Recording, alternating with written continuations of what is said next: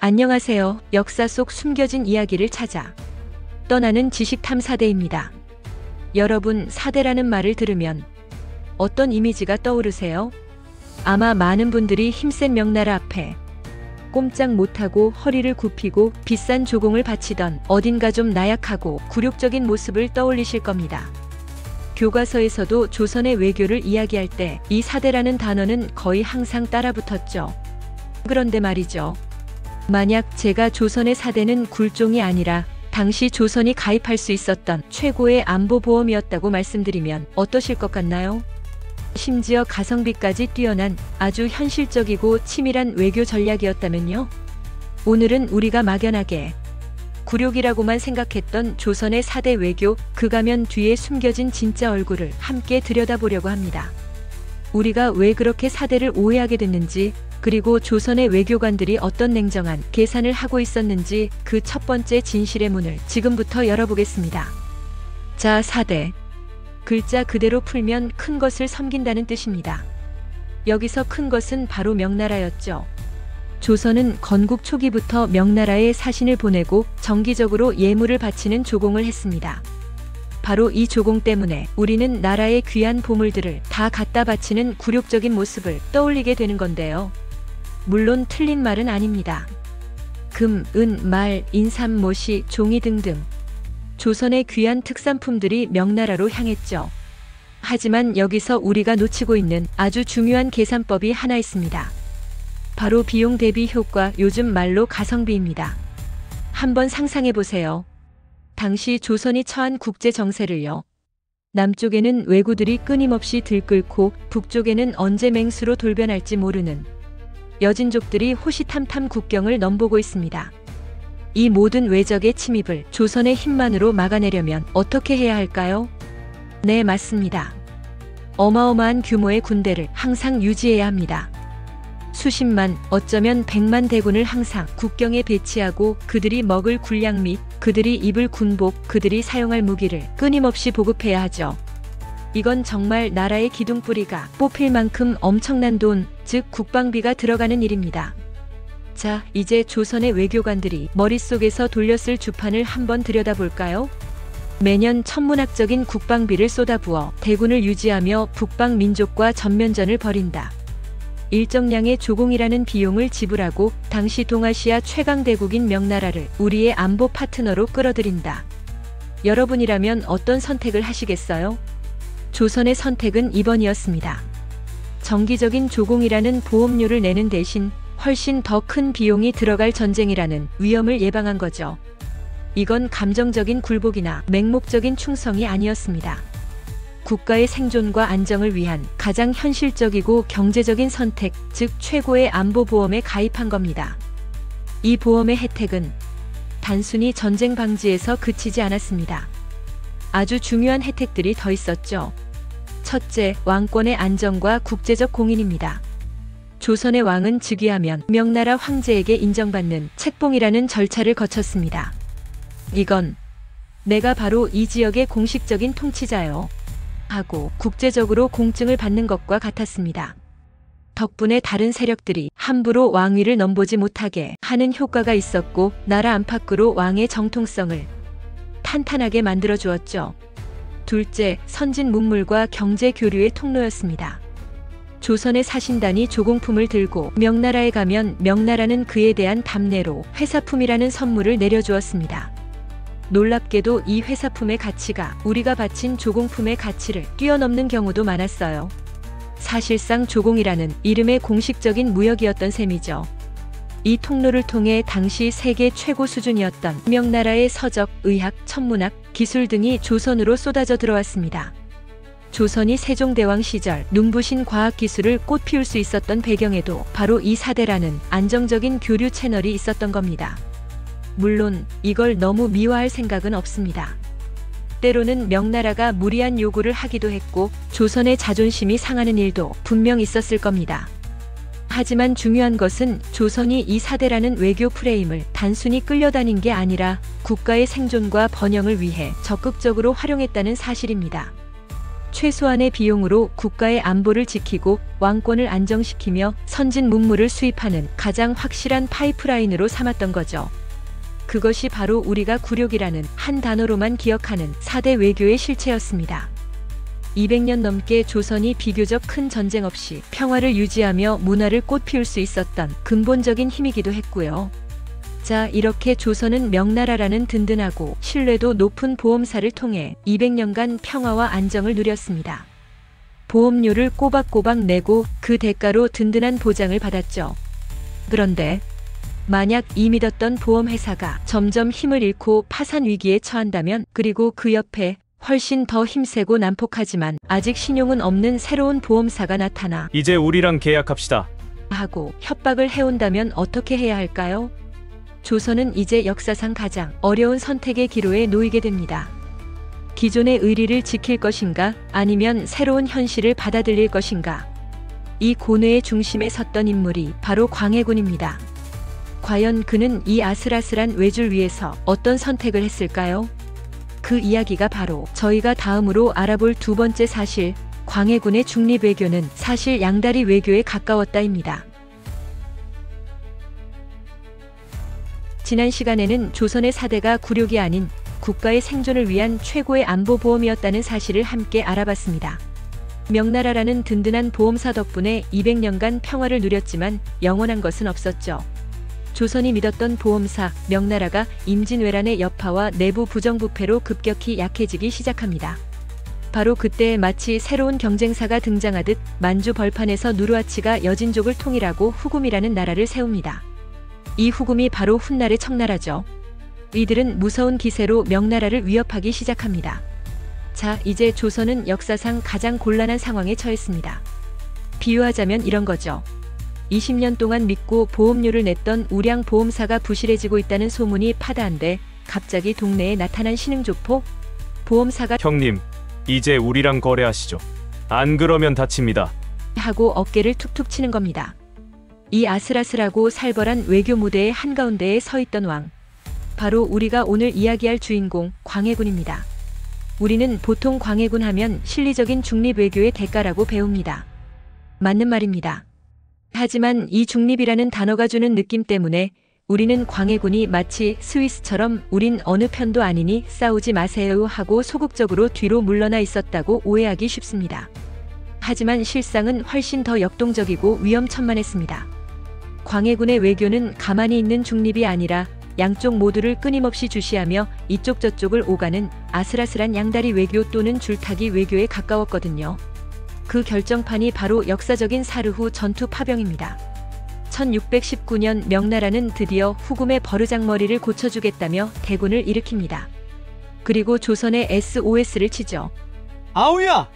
임진왜란 때 우리가 너희 도와준 거 잊지 않았지? 이번에 우리 좀 도와다오! 군대를 보내라! 이건 정말 난감한 요구였습니다. 의리를 생각하면 당연히 파병해야 합니다. 명나라는 제조지은, 즉 나라를 다시 만들어준 은혜의 나라니까요. 하지만 현실을 보면 지금 가장 잘 나가는 건 후금입니다. 여기서 명나라 편을 들었다가 만약 명나라가 패배라도 하면 그 뒤에 닥쳐올 후금의 보복은 상상조차 하기 싫은 수준이겠죠. 당시 조정은 의리를 지켜야 한다 는 친명파와 현실적으로 후금을 자극하면 안 된다 는 신중파로 나뉘어 극심한 갈등을 빚습니다. 이때 광해군이 내린 결정이 정말 기가 막힙니다. 일단 명나라의 요구를 들어주는 척합니다. 네, 형님. 당연히 도와드려야죠. 하면서 1만 3천 명의 군대를 파병하기로 결정하죠. 그리고 그 총사령관으로 강옥립이라는 장군을 임명합니다. 그런데 광해군은 출정하는 강옥립을 조용히 불러 이렇게 말합니다. 이것이 바로 역사의 흐름을 바꾼 밀명이죠. 장군, 명나라의 요구를 거절할 수는 없으니 일단 군대를 이끌고 가시오. 하지만 괜히 저 오랑캐 후금에 날카로운 칼날에 우리 군사들을 다 죽게 하지는 마시오. 그저 형세를 잘 살피다가 싸우는 척만 하다가 기회를 봐서 항복하시오. 여러분, 이게 무슨 뜻일까요? 이건 단순히 싸우지 말라는 소극적인 명령이 아닙니다. 명나라에게는 보십시오. 우리가 의리를 지켜 군대를 보냈습니다. 라는 명분을 챙기고 후금에게는 사실 우린 싸울 생각이 없었어요. 어쩔 수 없이 왔다가 항복하는 겁니다. 우릴 미워하지 마세요. 라는 실리를 챙기는 양쪽 모두에게 다른 메시지를 던지는 고도의 외교 전략이었던 겁니다. 결과는 어떻게 됐을까요? 광해군의 예측대로 명나라 군대는 사르후 전투에서 후금에게 처참하게 박살이 납니다. 홀로 남겨진 조선군. 강홍립 장군은 광해군의 밀명대로 전투를 최소화하다가 후금에 항복합니다. 그리고 후금의 수장 누르하치에게 이렇게 말하죠. 우리가 원해서 온 게 아니라 명나라의 강압 때문에 어쩔 수 없이 왔수이다. 이 항복 덕분에 조선은 패전국이 아닌 어쩔 수 없이 참전한 희생양이라는 포지션을 얻게 됩니다. 후금은 조선군 포로들을 죽이지 않고 비교적 잘 대우해 주었고 무엇보다 당장의 복수 칼날을 조선으로 돌리지 않았습니다. 광해군의 양다리 외교가 완벽하게 성공하는 순간이었죠. 이것이 바로 광해군 중립외교의 진실입니다. 한쪽 발은 명나라와의 의리에 다른 한쪽 발은 후금과의 현실에 딛고 서서 어느 한쪽으로도 완전히 기울어지지 않으려 필사적으로 균형을 잡았던 아슬아슬한 줄타기. 감정과 명분에 휩쓸리지 않고 오직 조선의 생존이라는 단 하나의 목표를 위해 냉정한 계산기를 두드렸던 실리 외교의 정수였던 셈입니다. 정말 대단하지 않나요? 이 정도면 외교의 신이라고 불러도 손색이 없을 정도입니다. 그런데 이렇게 똑똑하고 현실 감각이 뛰어났던 왕 광해군은 왜 결국 왕의 자리에서 쫓겨나야만 했을까요? 그의 완벽해 보였던 외교 전략에 대체 무슨 문제가 있었던 걸까요? 그 해답은 놀랍게도 외교가 아닌 전혀 다른 곳에 있었습니다. 그 이야기가 바로 저희가 다음으로 파헤쳐볼 세 번째 사실, 광해군이 쫓겨난 것은 단순히 외교 때문만이 아니었다입니다. 지난 시간에 명과 후금 두 강대국 사이에서 아슬아슬한 줄타기를 하며 조선의 생존을 지켜낸 외교의 신 광해군의 이야기를 나눠봤습니다. 명나라에는 의리를 지키는 척, 후금에는 우린 싸울 듯 없다는 신호를 보내는 기가 막힌 양다리 외교. 정말 그의 능력에 감탄하지 않을 수 없었죠. 여기까지 이야기를 듣고 나면 이런 생각이 드실 겁니다. 아니, 이렇게 똑똑하고 유능한 왕을 대체 왜 쫓아냈다는 거지? 혹시 그때 신하들이 꽉 막힌 꼴통들이었던 거 아니야? 실제로 많은 분들이 광해군이 친명배금을 외치는 꽉 막힌 사대부들에게 억울하게 희생되었다고 생각합니다. 물론 완전히 틀린 말은 아닙니다. 하지만 그것이 전부였다면 우리는 역사의 절반만 보는 셈입니다.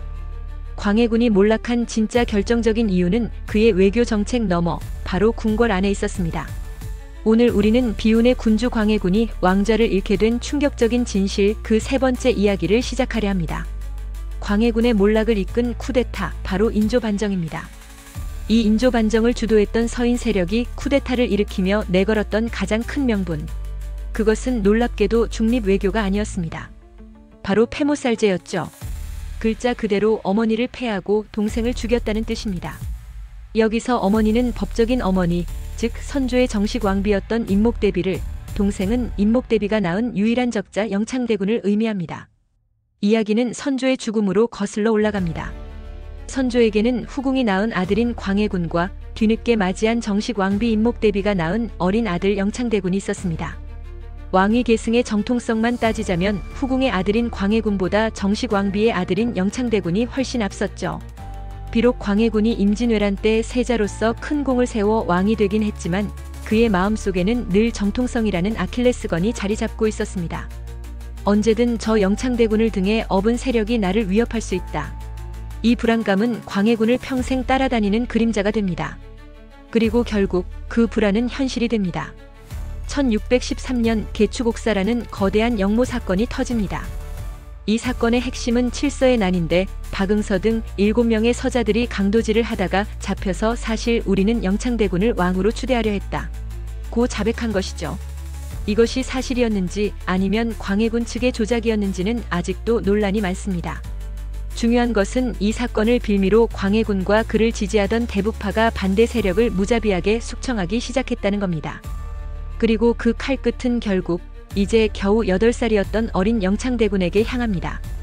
영창대군은 강화도로 유배 보내진 뒤 뜨겁게 달군 방에 갇혀 결국 증살, 즉 쪄서 죽이는 끔찍한 방식으로 생을 마감합니다.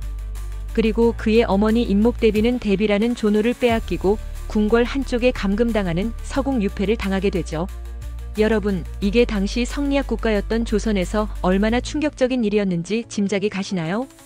해충 이전의 효를 인간의 가장 근본적인 도리로 여겼던 나라에서 아들이 어머니를 패하고 형이 동생을 죽인다는 것은 패륜 그 자체였습니다. 나라의 근간을 뒤흔드는 절대 용납될 수 없는 일이었죠. 바로 이 지점에서 인조 반정의 주역인 서인 세력은 절호의 기회를 포착합니다. 그들은 광해군의 이 폐모살제라는 도덕적 결함을 집요하게 파고들었습니다. 그리고 여기에 광해군의 실리적인 중립 외교를 슬쩍 얹어 하나의 프레임으로 묶어버립니다. 보시오. 저 광해군은 부모도 형제도 알아보지 못하는 패륜아입니다. 그러니 나라를 다시 세워준 부모와 같은 명나라를 배신하고 오랑캐와 손을 잡는 배은망덕한 짓을 하는 것 아니겠소? 이 논리는 정말 강력했습니다. 광해군의 외교 정책이 아무리 현실적이고 똑똑했다 하더라도 어머니를 내쫓고 동생을 죽인 패륜아라는 프레임 앞에서는 힘을 잃었습니다. 백성들과 대다수 사대부들에게 광해군의 외교는 이제 현실적인 선택이 아니라 패륜아의 배신 행위로 비치기 시작한 거죠. 결국 1623년 서인 세력은 폐모살제를 행하고 명나라에 대한 의리를 저버린 혼군 광해를 몰아내고 종묘사직을 바로 세운다는 명분을 내걸고 쿠데타를 일으켜 성공합니다. 이것이 바로 인조 반정입니다. 결국 광해군은 자신의 뛰어난 외교적 통찰력에도 불구하고 왕권 강화라는 목표를 위해 너무나 급진적이고 비정한 수단을 사용했고 이것이 부메랑이 되어 그의 발목을 잡고 만 것입니다. 자, 이제 역사의 무대는 새롭게 바뀌었습니다. 의리와 명분을 내세워 왕이 된 인조. 그는 과연 광해군과는 다른 어떤 외교 노선을 선택했을까요? 과연 그 선택은 위기에 처한 조선을 구원하는 현명한 길이었을까요? 뛰어난 외교수를 가졌던 광해군이 폐모살제라는 치명적인 도덕적 결함 때문에 결국 왕위에서 쫓겨나는 비극을 함께 살펴봤습니다. 이제 조선의 왕좌에는 새로운 주인이 앉았습니다. 광해군을 몰아내고 반정, 즉 잘못된 것을 바로잡는다는 명분으로 왕이 된 남자 바로 인조입니다. 인조 정권이 들어서자마자 조선의 외교 정책은 180도 달라집니다. 광해군의 아슬아슬한 줄타기 외교는 폐기되고 명나라와는 끝까지 친하게 지내고 오랑캐 후금은 철저히 배척한다. 는 친명배금 노선이 공식적으로 선포되죠. 지금의 우리가 보기엔 어떤가요? 이미 기울어가는 명나라를 붙잡고 떠오르는 최강대국 후금을 적으로 돌리는 이 선택. 아니, 강대국이 바뀌는 흐름도 못 읽나? 저러다 전쟁 나면 어쩌려고 하는 생각이 절로 들죠. 그래서 우리는 종종 인조의 외교를 시대착 오적인 멍청한 고집이라고 평가하곤 합니다. 하지만 과연 그럴까요? 인조와 서인들은 정말 국제 정세의 어두운 이상만 쫓던 사람들이었을까요? 오늘 우리는 이 친명배금이라는 선택이 단순히 멍청한 고집이 아니라 그들이 그럴 수밖에 없었던 몇 가지 절박한 이유가 있었음을 이야기해 보려고 합니다. 인조 정권이 친명배금을 선택할 수밖에 없었던 첫 번째 이유. 그것은 바로 그들의 정통성 문제였습니다. 기억하시나요? 인조는 정상적인 방법으로 왕이 된 사람이 아닙니다. 칼과 창을 들고 궁궐을 뒤엎은 쿠데타로 왕위를 차지했죠. 이런 식으로 세워진 정권은 항상 취약점을 가집니다. 바로 저들이 과연 진정한 왕과 신하가 맞는가? 하는 정통성 시비에 시달리게 되죠. 인조와 서인 세력에게는 이 정통성 문제를 해결하는 것이 무엇보다 시급했습니다. 어떻게 해야 할까요? 바로 우리는 쫓겨난 광해군과 다르다는 것을 백성들과 명나라에 확실히 보여줘야 했습니다. 광해군의 가장 큰 죄목이 뭐였죠? 폐모살제와 명나라에 대한 배신이었습니다. 그렇다면 인조 정권이 해야 할 일은 명확합니다. 광해군이 했던 모든 것을 반대로 하는 겁니다. 서궁에 유폐되었던 인목대비를 복권시키고 광해군이 저버렸던 명나라와의 의리, 우리가 다시 굳건히 세우겠습니다. 라고 세상에 선포해야만 했던 겁니다. 즉, 인조의 친명배금은 단순히 외교 정책이라기보다는 자신들의 쿠데타를 정당화하고 불안정한 정권을 안정시키기 위한 필수적인 정치적 슬로건이었던 셈입니다. 두 번째 이유는 당시 조선 사회를 지배하던 명분과 의리의 가치관 때문이었습니다. 특히 제조지은, 임진왜란 때 멸망 직전까지 갔던 나라를 명나라가 도와서 다시 세워줬다는 이 생각은 당시 조선 사대부들의 뼛속 깊이 새겨져 있었습니다. 우리를 도와준 부모와 같은 나라를 힘이 좀 약해졌다고 해서 매정하게 버리고 우리를 괴롭혔던 오랑캐와 손을 잡는다? 이것은 개인의 의리를 넘어 나라의 도리를 저버리는 배은망덕한 행위로 여겨졌습니다. 물론 지금의 시각으로 보면 비합리적으로 보일 수 있습니다. 하지만 당시 사람들의 생각으로 당시의 역사를 봐야 합니다. 그들에게 명나라와의 관계는 단순히 나라와 나라의 관계가 아니라 의리와 은혜라는 도덕적 가치가 걸린 문제였습니다. 인조 정권은 바로 이 도덕적 명분을 등에 업고 탄생했기에 그들 스스로 이 명분을 저버릴 수는 없었던 겁니다. 마지막으로 그들이라고 해서 후금의 군사력이 무섭다는 걸 몰랐을까요? 천만에요. 그 누구보다 잘 알고 있었습니다. 광해군 시절부터 후금의 위협은 계속 보고되고 있었으니까요. 하지만 그들은 한편으로 이렇게 생각했을 수도 있습니다. 설마 저 오랑캐들이 감히 명나라의 동생 국가인 우리 조선을 치겠어? 만약 우리를 치면 명나라가 가만히 있지 않을 거야. 즉 여전히 명나라라는 보험이 완전히 파산하지는 않았다고 믿었던 것이죠. 광해군의 중립 외교를 기회주의적인 박쥐 같은 행위라고 비판했던 그들이었기에 후금의 유화적인 태도를 보이는 것은 애초에 선택지에 없었습니다. 오히려 보란듯이 후금을 자극하는 정책을 펴기도 했습니다.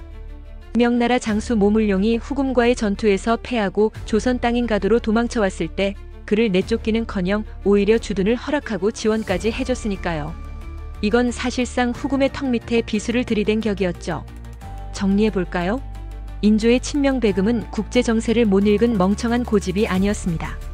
쿠데타로 집권한 정권의 정통성을 확보해야 하는 정치적 필요, 제조지은이라는 시대적 명분과 의리, 그리고 아직은 명나라의 힘을 믿었던 외교적 판단이 복합적으로 얽힌 나름의 합리성을 가진 선택이었습니다.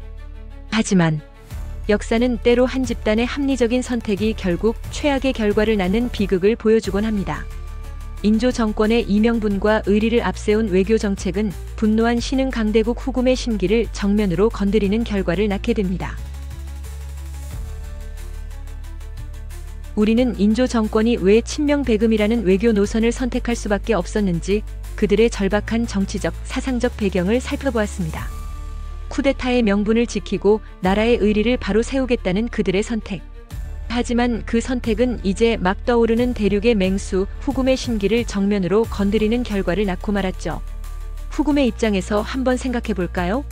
아니, 저 조그만 조선이란 나라가 우리를 무시하고 이미 힘 다 빠진 명나라 편을 든다고? 심지어 우리 적인 모물룡을 자기네 땅에 숨겨주기까지 해? 아마 속이 부글부글 끓었을 겁니다. 그들의 분노 게이지는 마침내 한계에 도달합니다. 1627년 1월. 드디어 올 것이 오고야 맙니다.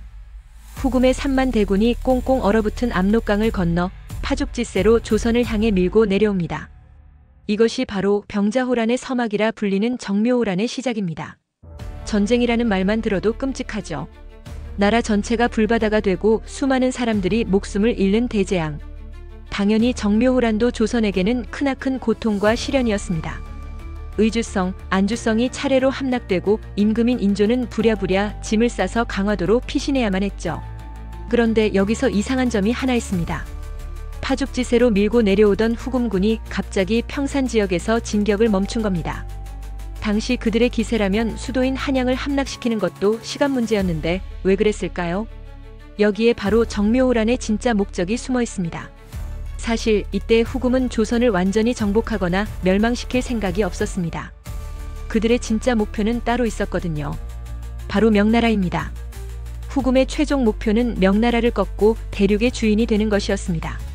그런데 명나라를 치러 전력을 집중하려면 등 뒤가 안전해야겠죠? 만약 자기들이 명나라와 싸우는 동안 등 뒤에 있는 조선이 명나라와 한패가 되어 자신들의 뒤통수를 친다면 이건 정말 곤란한 상황입니다. 그래서 후금은 전쟁이라는 극단적인 방법을 통해 조선에게 확실한 메시지를 보내고 싶었던 겁니다. 그 메시지는 생각보다 간단했습니다.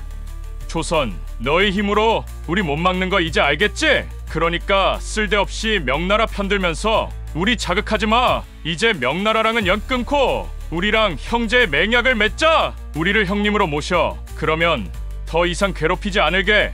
이것이 바로 후금의 진짜 속내였습니다.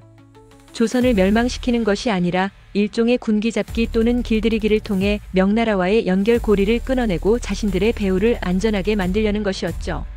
일종의 간 보기 전쟁이었던 셈입니다. 너희, 우리가 이 정도로 힘을 보여주면 말을 들을래? 안 들을래? 하고 떠보는 거죠. 강화도로 피신한 인조와 조선 조정도 이 사실을 파악합니다. 더 이상 저항하는 것은 무의미하다고 판단했죠. 결국 조선은 후금의 요구를 받아들입니다. 두 나라는 서로를 형과 아우의 나라로 삼는다는 형제의 맹약을 맺습니다. 후금이 형 조선이 아우가 되는 거죠. 물론 자존심 상하는 일이지만 나라를 잃는 것보다는 나은 선택이었습니다. 후금은 이 약속을 받아내자마자 더 이상 남쪽으로 내려오지 않고 곧바로 군대를 철수시켰습니다. 그들의 목적은 이미 달성되었으니까요. 자, 이렇게 정묘호라는 형제의 맹약으로 일단락되었습니다. 조선은 비싼 수업료를 치르고 후금의 힘을 뼈저리게 실감했고 후금은 원하는 것을 얻고 돌아갔습니다. 어떻게 보면 여기서 잘 마무리하고 후금과의 관계를 새롭게 설정했다면 최악의 비극은 피할 수 있었을지도 모릅니다. 하지만 조선은 그럴 수 없었습니다. 아우가 되었다고는 하지만 마음속으로는 여전히 명나라를 부모의 나라로 여기고 있었죠. 맹약은 맺었지만 뒤에서는 여전히 명나라와 교류하고 후금을 오랑캐라며 무시하는 분위기가 가득했습니다.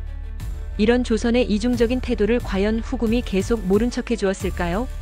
게다가 후금은 이제 형님이 된 것에 만족하지 못했습니다. 그들은 더 큰 것을 원하기 시작했습니다.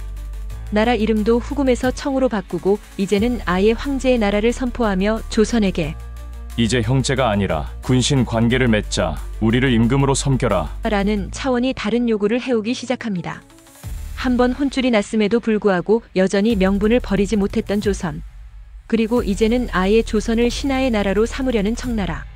양국의 갈등은 파국을 향해 치닫고 있었습니다. 과연 이번에는 피할 수 있었을까요? 우리는 정묘호란이 조선을 향한 청나라의 첫 번째 경고장이자 간 복이었다는 사실을 알게 되었습니다.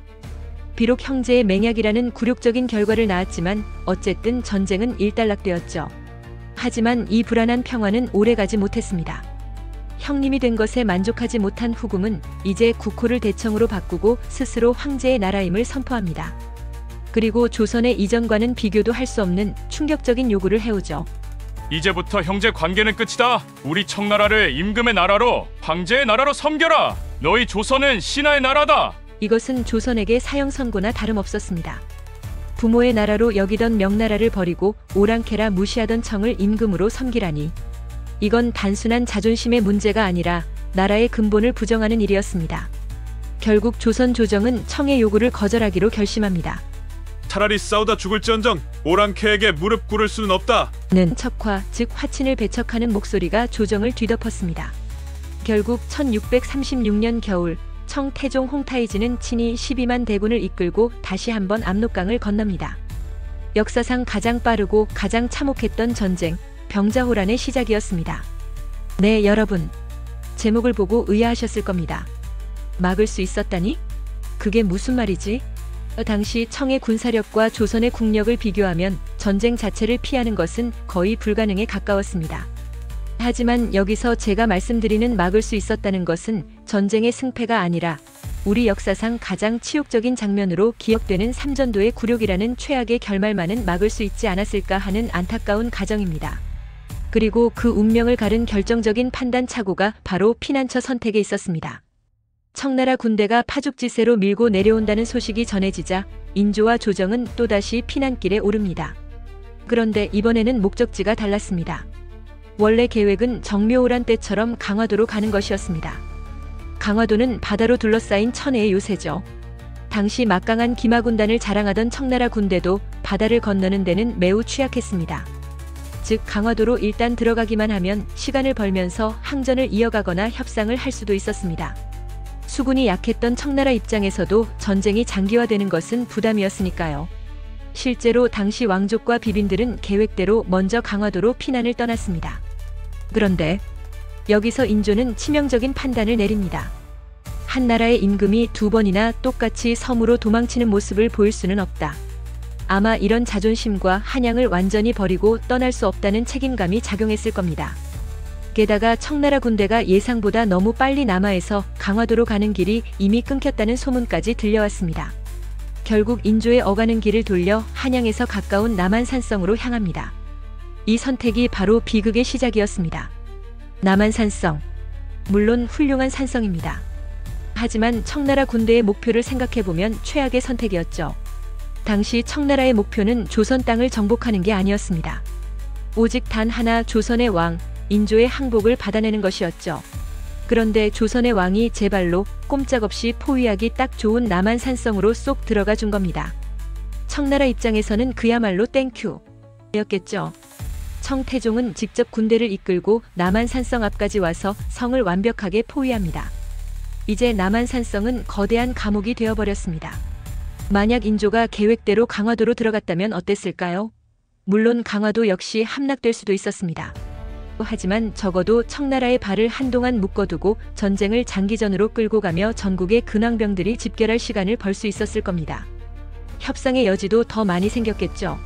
하지만 남한산성에 갇힌 조선에게는 선택지가 없었습니다. 47일간의 처절한 항전. 식량은 떨어지고 혹한의 병사들은 얼어 죽어갔습니다. 성 밖에서는 포위망이 점점 좁혀오고 설상가상으로 먼저 피난 갔던 강화도마저 함락되고 왕족들이 모두 포로로 잡혔다는 절망적인 소식이 들려옵니다. 더 이상 버틸 힘이 없었습니다. 결국 인조는 항복을 결심합니다. 그리고 1637년 1월 30일 푸른색 죄인 복장으로 성문을 나섭니다. 이 선택 하나가 한나라의 군주가 적국의 황제 앞에서 3번 절하고 9번 머리를 조아리는 305고두레라는 우리 역사상 가장 굴욕적인 장면을 만들고야 말았습니다. 역사에 만약은 없다고 하지만 이 순간만큼은 만약 그때 강화도로 갔더라면 하는 아쉬움을 떨칠 수가 없습니다. 전쟁은 피할 수 없었을지언정 이 최악의 치욕만은 막을 수 있지 않았을까요? 자, 이제 조선은 완전히 무릎을 꿇었습니다. 나라는 보존했지만 자존심은 산산조각 났죠. 하지만 이 굴욕은 과연 모든 것의 끝이었을까요? 아니면 새로운 생존 게임의 시작이었을까요? 1637년 1월 30일. 우리 역사상 가장 춥고 가장 치욕적인 날로 기억되는 바로 그날입니다. 남한산성에서 나온 조선의 왕 인조는 삼전도에 마련된 항복 장소로 향합니다. 그곳에는 대천국의 황제 홍타이지가 의기양양하게 앉아 그를 기다리고 있었죠. 조선의 왕이 오랑캐라 멸시하던 청나라 황제 앞에서 땅바닥에 머리를 찢는 305고두레. 이 장면을 떠올리면 지금도 가슴이 먹먹해지고 분노와 슬픔이 치밀어 오릅니다. 이 굴욕은 조선의 자존심을 송두리째 무너뜨렸고 이후 수백 년간 씻을 수 없는 트라우마로 남게 됩니다. 많은 사람들은 바로 이 삼전도의 굴욕에서 조선의 이야기가 사실상 끝났다고 생각합니다. 희망도 미래도 없이 그저 청나라의 발치 아래에서 연명하는 무기력한 나라로 전락했다고 말이죠. 하지만 만약 이 굴욕이 모든 것의 끝이 아니라 가장 밑바닥에서 생존을 모색해야 했던 새로운 시작이었다면 어떨까요? 오늘 우리는 이 치욕에 가면 뒤에 숨겨진 지극히 냉정하고 현실적인 계산을 들여다보려고 합니다. 자, 잠시 감정은 접어두고 이 항복의 이면을 냉정하게 분석해봅시다. 인조가 머리를 조아리는 행위는 분명 굴욕적이었지만 그것은 하나의 의식 세러모니였을 뿐입니다. 진짜 중요한 것은 이 의식을 통해 맺어진 조약의 내용이었습니다. 이것은 일방적인 항복 선언이 아니라 승전국과 패전국 사이에 맺어진 일종의 외교적 계약이었거든요. 이 계약의 핵심은 바로 기브 앤 테이크, 기브 언드 테이크, 즉 주고받기입니다. 조선이 청나라에 주는 것 기브는 무엇이었을까요? 첫째, 명나라와의 완전한 단교. 이제 조선은 명나라의 연호를 쓰지 않고 명나라에 보내던 모든 외교 문서를 끊어야 했습니다. 둘째, 청과의 군신관계. 이제 청은 조선의 임금 나라이며 조선은 청의 신하 나라가 됩니다. 셋째, 왕자와 신하들을 인질로 보낼 것. 그리고 매년 엄청난 양의 황금, 백은, 쌀, 포목 등을 조공으로 바쳐야 했습니다. 정말 가혹한 대가죠. 나라의 주권을 상당 부분 빼앗기는 것과 다름없었습니다. 그렇다면 이 모든 것을 내주는 대신 조선이 받는 것 테이크는 무엇이었을까요? 딱 하나였습니다. 하지만 그것은 다른 모든 것과도 바꿀 수 없는 가장 중요하고 절실한 것이었죠. 바로 조선의 종묘사직 보존. 종묘사직이란 왕실의 조상을 모시는 종묘와 토지와 곡식의 신을 모시는 사직단을 합친 말입니다. 즉, 나라 그 자체, 국가 시스템의 유지를 의미합니다. 청나라는 이 계약을 통해 조선에게 이렇게 약속한 겁니다. 너희가 신하의 도리를 다하는 한 우리는 너희의 왕실을 폐하지 않을 것이며 너희의 영토를 빼앗거나 직접 통치하지 않을 것이다. 너희의 정부, 너희의 법, 너희의 문화는 그대로 유지해도 좋다. 이게 얼마나 중요한 약속이었는지 한번 생각해 보세요. 당시 청나라의 군사력이라면 마음만 먹으면 조선 왕조를 아예 없애버리고 조선 땅을 청나라의 한 개 성으로 편입시키는 것도 가능했습니다. 수많은 다른 민족들이 역사 속에서 그렇게 사라져갔죠. 하지만 조선은 삼전도의 굴욕이라는 자존심을 내주는 대가로 국가의 완전한 멸망만은 피할 수 있었던 겁니다. 최악의 상황에서 나라의 몸뚱이와 뼈대는 지켜낸 것이죠. 이것은 감정적인 굴욕을 감수하고서라도 얻어내야만 했던 가장 중요한 실리였습니다. 따라서 삼전도의 굴욕은 단순히 한쪽이 굴복한 사건이 아니라 자존심과 생존을 맞바꾼 냉혹한 외교적 계약이었습니다. 인조는 왕으로서의 자존심을 땅에 묻었지만 동시에 조선이라는 나라의 명맥을 지켜낸 군주가 된 셈입니다. 이 아이러니가 바로 이 사건의 핵심이죠. 이 굴욕의 계약 이후 조선은 새로운 생존 게임을 시작해야 했습니다. 청나라의 감시 속에서 어떻게 나라를 재건하고 어떻게 이 치욕을 갚을 것인가. 그리고 이 절망적인 현실을 누구보다 차갑게 직시하고 그 속에서 조선의 미래를 찾아내려 했던 한 사람이 있었습니다. 그는 아버지의 굴욕을 바로 곁에서 지켜봐야 했고 패전국의 왕자로서 청나라의 인질로 끌려가야만 했죠. 그의 이름은 바로 소현세자. 절망의 땅에서 희망을 보다 비운의 왕세자 소현세자는 과연 청나라에서 무엇을 보았던 걸까요? 우리는 삼전도의 굴욕이 끝이 아닌 생존을 위한 처절한 계약이었음을 확인했습니다.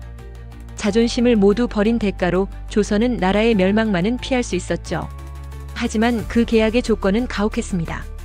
조선의 왕세자와 둘째 왕자 그리고 수많은 신하들이 인질, 즉 볼모가 되어 청나라로 끌려가야만 했습니다. 아버지 인조의 굴욕을 눈앞에서 지켜봐야 했던 왕세자 소현세자. 그의 나이 26.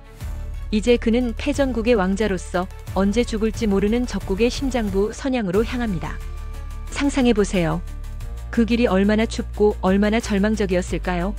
그의 눈앞에 펼쳐질 세상은 아마 야만적인 오랑캐들과 평생을 바쳐 갚아야 할 원수들로 가득한 지옥 같았을 겁니다.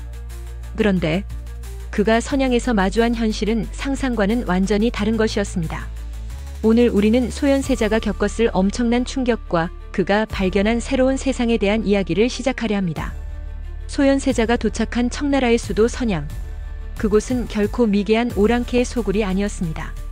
오히려 명나라를 넘어설 새로운 제국의 심장으로서 역동적인 에너지로 들끓고 있었죠. 수많은 민족이 오가고 새로운 질서가 만들어지는 거대한 용광로와 같은 곳이었습니다. 하지만 소현세자에게 진짜 충격을 안겨준 것은 도시의 풍경이 아니었습니다. 바로 사람과의 만남이었습니다. 특히 그의 인생을 송두리째 바꿔놓은 한 서양인과의 만남. 그의 이름은 아담 샬폰 베레덤 숄본벨. 청나라 황실에서 일하던 독일 출신의 예수의 선교사이자 당대 최고의 과학자였습니다. 자, 바로 이 그림을 보시죠. 이 한 장의 그림이 소현세자가 겪었을 문화 충격을 가장 완벽하게 보여줍니다. 충격에 빠져 입을 벌리고 있는 조선의 왕세자. 그의 말풍선이 들리는 듯합니다. 이것이 정말 우리가 살고 있는 세상이란 말이오! 평생 성리학의 세계관 속에서 세상의 중심은 중화명나라, 나머지는 오랑캐라고 배워왔던 그였습니다. 그런데 아담 샬이 보여준 세상은 완전히 달랐습니다.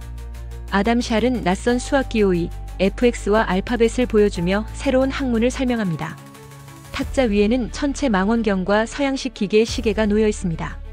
그리고 소현세자의 가장 큰 충격의 원인이었을 지구본. 세상은 네모나고 중국이 그 중심에 있는 것이 아니었습니다. 둥근 구슬 모양의 땅덩어리가 허공에 떠 있고 조선과 명나라는 그저 수많은 나라 중 하나에 불과했죠. 지구가 태양의 주위를 돈다는 지동설, 이전에는 상상조차 해본 적 없는 새로운 우주관이 그의 머릿속을 강타했습니다. 아마 하늘이 무너지는 듯한 충격이었을 겁니다. 소현세자는 좌절하거나 이 모든 것을 서양 오랑캐의 요사스러운 기술이라며 외면하지 않았습니다. 그는 오히려 엄청난 지적 호기심에 빠져듭니다. 그는 아담 샬과 무려 70번 이상을 만나며 서양의 천문학, 수학, 지리학, 심지어 가톨릭 교리까지 스펀지처럼 빨아들였습니다. 이 과정을 통해 소현세자의 생각은 뿌리부터 바뀌기 시작합니다.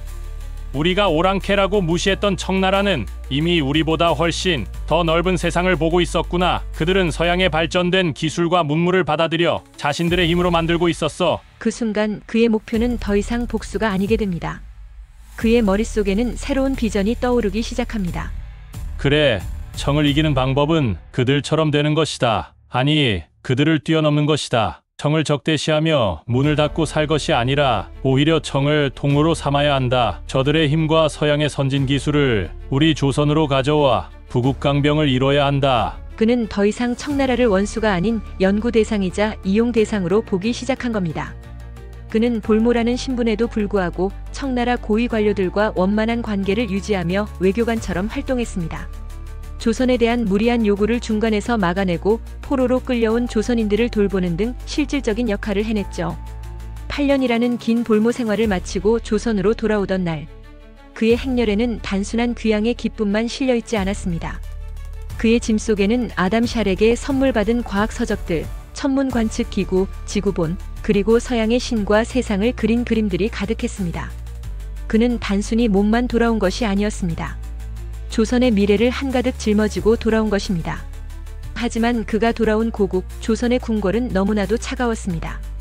아버지 인조와 북벌을 외치던 신하들의 눈에 청나라 황제와 친하게 지내고 오랑캐의 요상한 물건에 빠져 돌아온 세자의 모습은 어떻게 보였을까요? 어쩌면 적에게 감화된 배신자처럼 보였을지도 모릅니다. 조선의 미래를 열 새로운 비전과 과거의 치욕에 갇힌 낡은 현실, 비극적인 충돌은 이미 예고되어 있었습니다. 우리는 8년간의 볼모 생활을 마치고 조선의 미래를 한가득 짊어지고 돌아온 소현세자의 이야기를 함께했습니다. 그는 적국 청나라에서 절망 대신 새로운 세상을 보았고 복수 대신 교류를 통한 부국강병이라는 위대한 비전을 품고 돌아왔습니다. 그의 귀국은 어쩌면 치욕의 역사를 딛고 조선이 새롭게 태어날 수 있는 절호의 기회였을지도 모릅니다. 하지만 그가 마주한 고국의 현실은 너무나도 차가웠습니다. 아버지 인조의 눈에 청나라 황제와 가깝게 지내고 서양 오랑캐의 학문에 빠져 돌아온 아들의 모습은 기쁨이 아닌 의심의 대상이었습니다. 인조는 돌아온 아들을 반기기는커녕 세자가 가져온 서양의 물건들을 요망한 물건이라며 못마땅해 했고 세자를 따르던 신하들을 멀리했습니다. 아버지와 아들 사이에는 보이지 않는 거대한 벽이 세워지고 있었죠. 조선의 미래를 열 새로운 비전과 과거의 상처에 갇힌 낡은 권력의 충돌. 이 아슬아슬한 긴장감은 결국 우리 역사상 가장 비극적이고 미스터리한 사건으로 귀결됩니다. 1645년 4월, 소현세자가 조선에 돌아온 지 불과 2달 만의 일입니다. 건강하던 세자가 갑자기 고열과 통증을 호소하며 자리에 눕습니다. 그리고 치료를 받은 지 단 사흘 만에 너무나도 갑작스럽게 세상을 떠나고 맙니다. 여기서부터 역사는 의문투성이의 기록들을 남깁니다. 당시 세자를 치료했던 어의 이영익의 침술이 매우 의심스러웠다는 점, 그리고 세자의 시신에 대한 묘사가 끔찍했다는 점입니다. 실록에는 이렇게 기록되어 있습니다. 온몸이 전부 검은 빛이었고 얼굴의 7 구멍에서는 모두 선혈이 흘러나왔다. 마치 약물에 중독되어 죽은 사람과 같았다. 누가 봐도 정상적인 죽음이 아니었죠.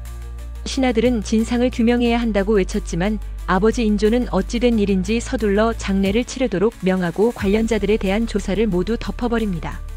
심지어 아들의 장례를 세자의 격에 맞지 않게 매우 간소하게 치르기까지 합니다. 이 모든 정황이 하나의 끔찍한 가능성을 가리키고 있었습니다. 바로 독살설이죠. 과연 누가 왜 조선의 희망이었던 소현세자를 죽였을까요? 역사학자들은 여러 배우를 의심합니다. 첫째, 아버지 인조 자신. 아들이 자신의 왕위를 위협하고 청나라를 등에 업고 자신을 몰아낼까 두려워했다는 설입니다. 둘째, 당시 정권을 잡고 있던 친청파 김자점 세력. 온건하고 합리적인 소현세자가 왕이 되면 자신들의 입지가 흔들릴 것을 우려했다는 설이죠. 셋째, 소현세자의 아내였던 강빈과 갈등 관계에 있던 인조의 후궁 조소용소의 조씨이 모함했다는 설도 있습니다. 진실은 역사 속에 묻혀버렸지만 한 가지는 명확합니다. 그의 죽음은 단순한 개인의 죽음이 아니었습니다. 소현세자가 품었던 새로운 조선에 대한 꿈이 함께 죽어버린 역사의 암살이었습니다. 소현세자의 죽음은 조선의 운명을 완전히 다른 방향으로 틀어버렸습니다. 원래대로라면 세자의 아들, 즉 인조의 손자가 다음 왕위를 이어야 했습니다. 하지만 인조는 이마저도 무시하고 소현세자의 동생이자 청나라에 함께 볼모로 다녀왔던 둘째 아들 복림대군을 새로운 세자로 책봉합니다. 그런데 복림대군은 형과는 생각이 완전히 다른 인물이었습니다. 그는 청나라에서의 8년을 배움이 아닌 치욕으로 기억했습니다. 그의 가슴 속에는 오직 한 가지 목표만이 불타고 있었죠. 언젠가 이 치욕을 반드시 갚겠다. 저 오랑캐 청나라를 정벌하여 아버지의 원한을 씻고 영나라에 대한 의리를 바로 세우겠다. 결국 소현세자의 갑작스러운 죽음으로 인해 조선의 외교 키워드는 교류와 실리에서 다시 복수와 북벌이라는 뜨거운 명분으로 회귀하고 맙니다. 조선의 외교 노선이 다시 깊은 미궁 속으로 어쩌면 퇴보의 길로 빠져들게 된 것입니다. 만약 소현세자가 왕이 되었다면 조선은 과연 어떤 모습이 되었을까요? 우리는 아마 지금과는 전혀 다른 근대사를 맞이했을지도 모릅니다. 역사상 가장 안타까운 만약이 아닐 수 없죠. 자, 이제 왕위에 오를 다음 주자는 정해졌습니다. 가슴에 칼을 품은 군주 효종. 그는 과연 자신의 꿈이었던 북벌을 실행에 옮겼을까요? 아니면 그것은 단지 이루지 못할 꿈이었을까요? 지금까지 우리는 명과 청 두 거인 사이에서 살아남기 위한 조선의 처절했던 외교 전략을 따라왔습니다. 그리고 지난 시간 조선의 미래를 바꿀 뻔했던 소현세자의 꿈이 비극적인 죽음으로 좌절되는 안타까운 역사를 목격했죠. 이제 조선의 운명은 그의 동생 복림대군의 손에 넘어갔습니다. 형과는 달리 청나라에서의 8년을 치욕으로 기억했던 남자. 아버지 인조의 뒤를 이어 왕위에 오른 그가 바로 효종입니다. 효종의 시대가 열리자 조선에는 이전과는 비교도 할 수 없는 뜨거운 구호가 울려 퍼지기 시작합니다. 북벌, 북벌, 북벌, 북쪽의 오랑캐! 청나라를 정벌하자! 잠전도의 치욕을 씻고 명나라에 대한 의리를 바로 세우자! 이 구호는 효종시대 조선을 관통하는 가장 강력한 시대 정신이 됩니다. 실제로 효종은 재위기간 내내 군대를 양성하고 성을 수리하며 새로운 무기를 개발하는 등 북벌을 위한 준비에 모든 것을 쏟아붓는 것처럼 보였습니다. 이 모습을 보면 와, 정말 대단하다. 굴욕에 굴하지 않고 복수를 꿈꿨구나 하는 생각이 들죠. 그런데 말입니다. 여기서 마지막 질문을 던져봐야 합니다. 과연 효종의 북벌은 실현 가능한 목표였을까요? 오늘 우리는 이 뜨거운 구호 뒤에 숨겨진 냉정한 진실, 그 마지막 이야기를 시작하려 합니다. 정치적 쇼라니 너무 심한 표현 아니냐고요? 물론 효종의 북벌 의지가 전부 거짓이었다는 뜻은 아닙니다. 청나라에 대한 그의 분노와 복수심은 분명 진심이었을 겁니다. 하지만 진심과 현실은 다른 문제죠. 당시 청나라는 이미 대륙을 평정한 전성기를 향해 달려가는 초강대국이었습니다. 반면 두 번의 전쟁으로 쑥대밭이 된 조선의 국력으로 청나라를 정벌한다는 것은 솔직히 말해 계란으로 바위치기에 가까웠습니다. 효종 자신도 그리고 그의 신하들도 이 현실을 누구보다 잘 알고 있었을 겁니다. 그렇다면 왜 효종은 이 불가능해 보이는 북벌을 그토록 강력하게 외쳤을까요? 여기에는 실제 전쟁 외에 몇 가지 매우 중요한 정치적 목적이 숨어 있었습니다. 첫째, 떨어진 왕실의 권위를 회복하기 위한 최고의 명분이었습니다. 삼전도의 굴욕 이후 조선 왕실의 권위는 땅에 떨어질 대로 떨어졌습니다. 북벌이라는 거대한 국가적 목표를 제시하고 그 중심에 왕이 섬으로써 흩어진 민심을 하나로 모으고 왕의 리더십을 강력하게 세울 수 있었습니다. 나를 따르라! 나와 함께 치욕을 씻자! 이보다 더 좋은 구호는 없었죠. 둘째, 군사력 강화를 위한 최고의 핑계였습니다. 전쟁에서 패배한 나라가 대놓고 군대를 키우겠습니다. 라고 하면 승전국인 청나라가 가만히 있을 리가 없죠. 하지만 북벌 준비라는 비밀스러운 명분 아래 효종은 청의 의심을 피하면서 국방력을 재건할 수 있었습니다. 낡은 무기를 개량하고 새로운 군사 기술을 도입하며 수도 방위를 강화하는 등 실질적인 군비 증강을 이뤄낼 수 있었던 겁니다. 셋째, 내부의 정치적 갈등을 잠재우는 효과가 있었습니다.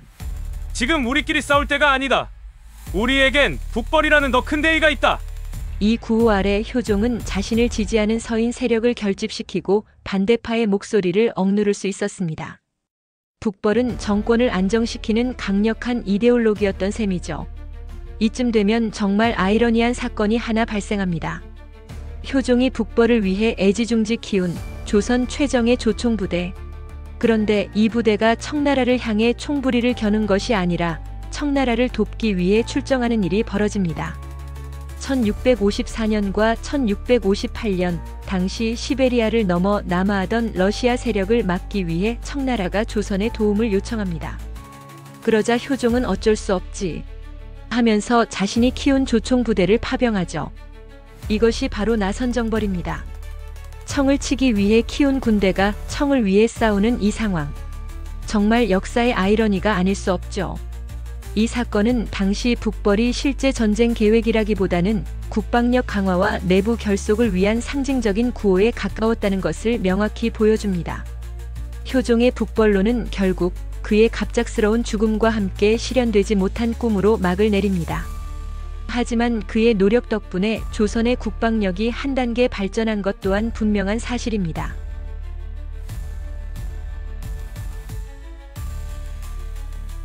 어떠셨나요? 명과 청 사이 조선의 외교 전략. 그것은 결코 우리가 생각했던 것처럼 무기력하거나 어리석거나 한심하지 않았습니다. 명나라에 대한 사대는 생존을 위한 최고의 안보 보험이었고 광해군의 중립외교는 강대국 사이의 치밀한 줄타기였습니다. 인조의 친명배금은 정통성을 위한 정치적 선택이었으며 삼전도의 굴욕은 모든 것을 잃지 않기 위한 생존 계약이었습니다. 그리고 절망 속에서 새로운 미래를 본 소현세자의 꿈과 치욕을 갚으려 했던 효종의 북벌이라는 뜨거운 명분까지. 그 모든 선택의 순간에는 어떻게든 이 나라, 조선을 지켜내고 다음 세대에게 물려주려는 선조들의 처절한 고뇌가 담겨 있었습니다. 때로는 현실을 택하고 때로는 명분을 쫓았지만 그 모든 과정이 지금의 우리를 만든 역사의 한 페이지입니다. 우리가 이 피의 줄타기 역사를 기억해야 하는 이유는 단순히 과거를 알기 위함이 아닙니다. 오늘날 여전히 강대국들의 이해관계가 첨예하게 맞서는 이 땅에서 우리 대한민국이 어떤 지혜와 균형 감각을 가져야 하는지 그 답의 실마리를 바로 이 치열했던 역사 속에서 찾을 수 있기 때문입니다. 오늘까지 이어진 당신이 몰랐던 조선의 외교 전략 10가지 이야기가 흥미로우셨다면 구독과 좋아요, 그리고 여러분의 생각을 담은 댓글을 꼭 남겨주세요. 여러분의 참여가 저희가 더 깊이 있는 역사 콘텐츠를 만드는 데 가장 큰 힘이 됩니다. 지금까지 시청해주셔서 진심으로 감사합니다. 다음에는 더 흥미롭고 놀라운 당신이 몰랐던 역사 이야기로 돌아오겠습니다.